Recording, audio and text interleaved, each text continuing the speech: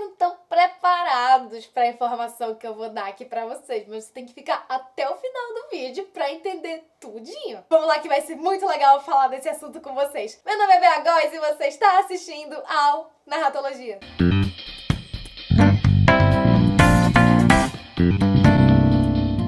Para começar falando desse personagem que a gente muitas vezes gosta até mais do que o protagonista, a gente precisa entender a etimologia desta palavra. Legal! Depois eu não entendo por que as pessoas fecham meu vídeo, entendeu? Não deu 1 minuto de vídeo, eu já falei etimologia. Pá, fechou. Calma, gente. Etimologia é legal, prometo, juro. Mentira!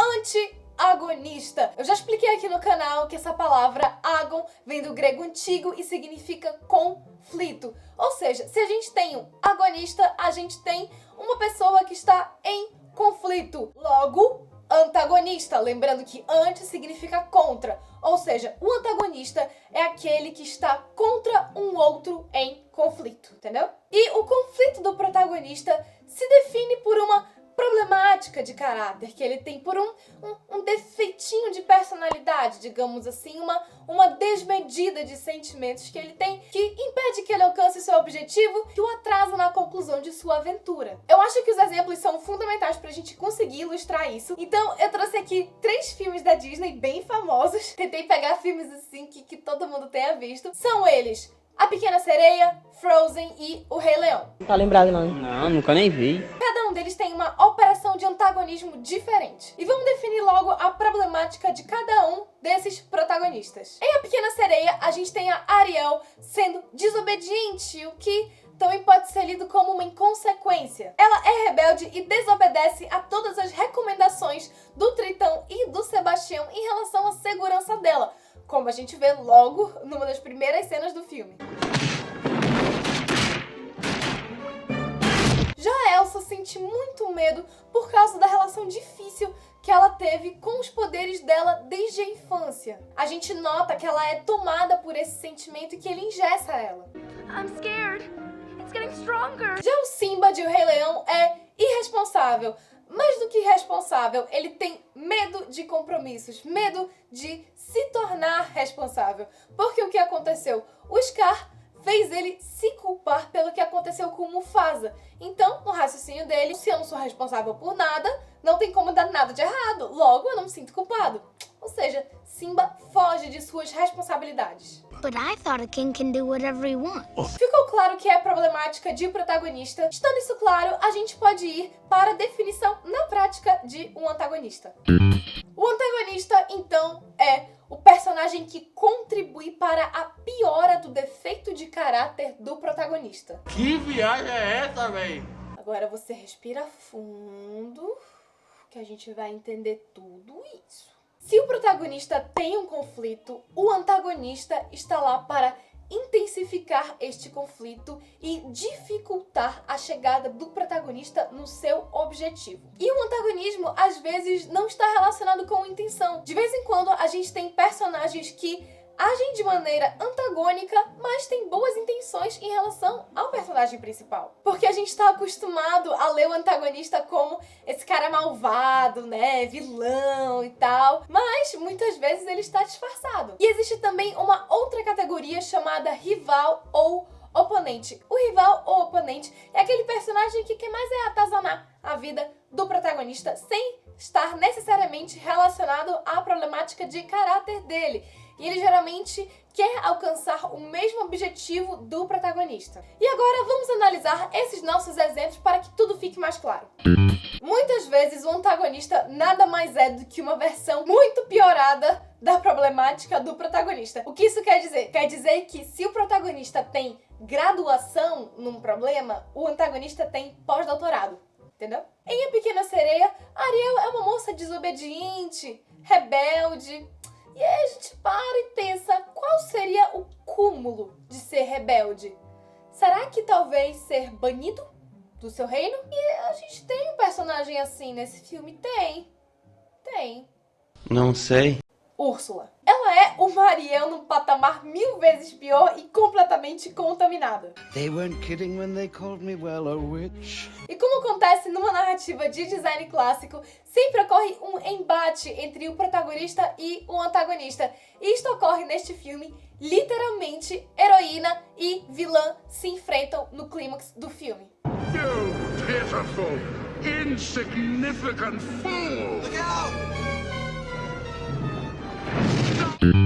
A gente entra em Frozen e o negócio começa a dar uma complicada. Problemática da Elsa? Medo. Mas se a gente for parar pra pensar do mesmo jeito que a gente pensou o exemplo anterior, quem é que tem mais medo do que a Elsa no filme? Não tem. Então, a gente tenta ir pro senso comum. O antagonista é essa pessoa malvada. É o Hans. Mas o Hans, ele, mal entra em contato ali com a Elsa e ele não parece ser uma pessoa que tem medo, né?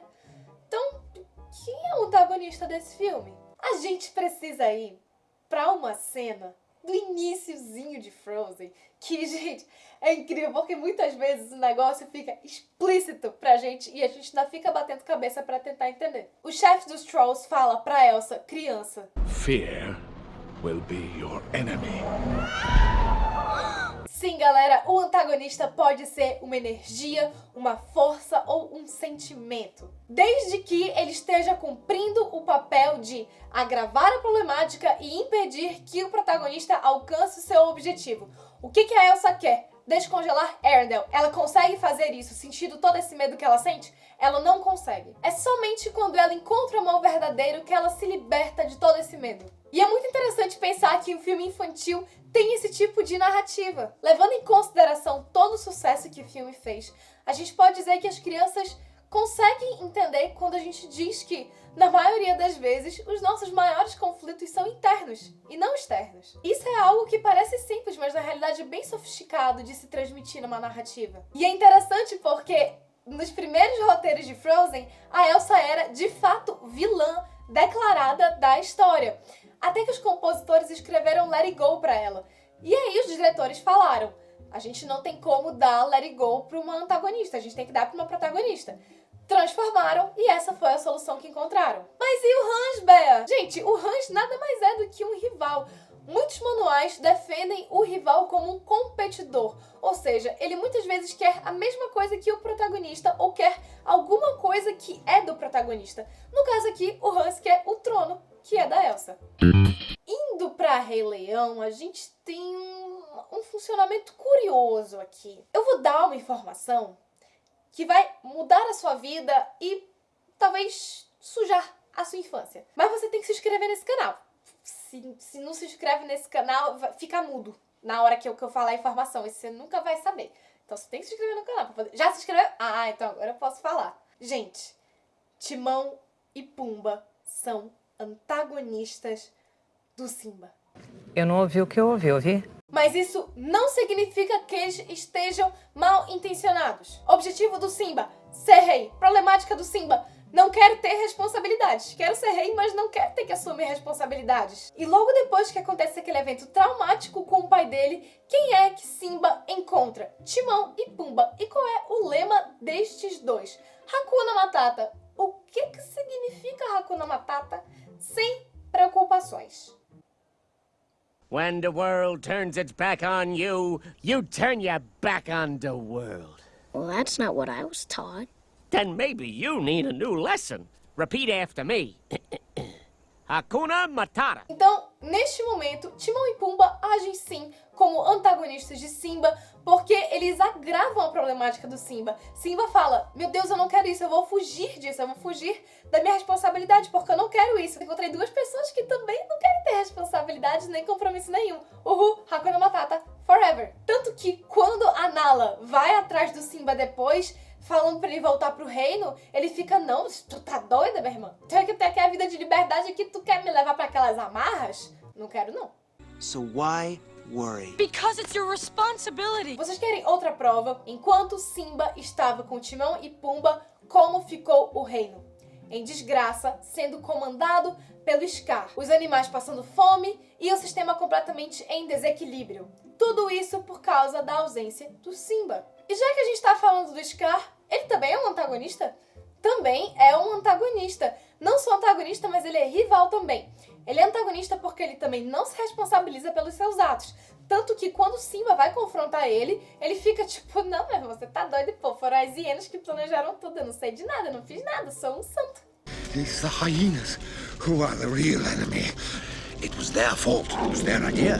E ele também é considerado um oponente porque ele quer ocupar o lugar que é do Simba por direito. Gente, só pra deixar muito claro, sou completamente apaixonada pelo Timão e pelo Pumba, amo Hakuna Matata, eu sei que eles jamais iriam querer o mal do Simba, mas a gente tem que concordar que nesse momento eles foram antagonistas. Então é isso, gente, eu espero muito que vocês tenham gostado desse vídeo, foi muito legal fazer esse vídeo pra vocês, trazer essa informação aqui pra vocês, junto com esses filmes da Disney que todo mundo tanto gosta. Se inscreve no canal e deixa um gostei que me ajuda muito. Me segue nas redes sociais, eu tô sempre falando de séries e filmes por lá também. Muito obrigada pela sua audiência. Tchau! Úrsula. A gente tem a Úrsula. Úrsula. Meu, a gente tem a Úrsula, meu.